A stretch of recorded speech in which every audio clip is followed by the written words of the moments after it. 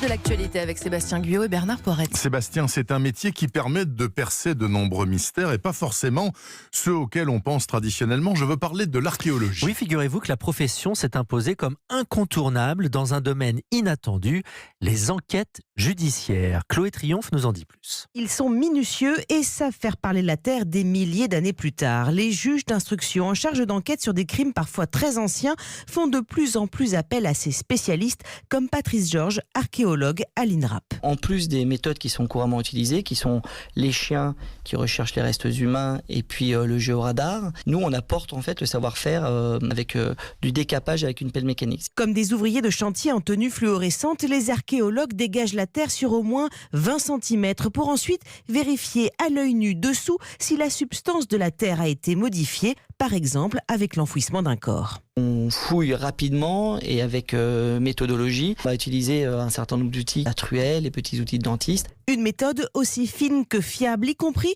pour retrouver des caches d'armes sous terre. Les archéologues ont ainsi formé des militaires pour des opérations extérieures. Ils sont aussi particulièrement précieux pour détecter des charniers en zone de guerre. Enfin, comme l'évoque une juge d'instruction, si Xavier Dupont de Ligonnès n'était finalement pas à l'étranger mais à 10 pieds sous terre, il ne faudrait pas hésiter à faire appel à des archéologues. Chloé Triomphe.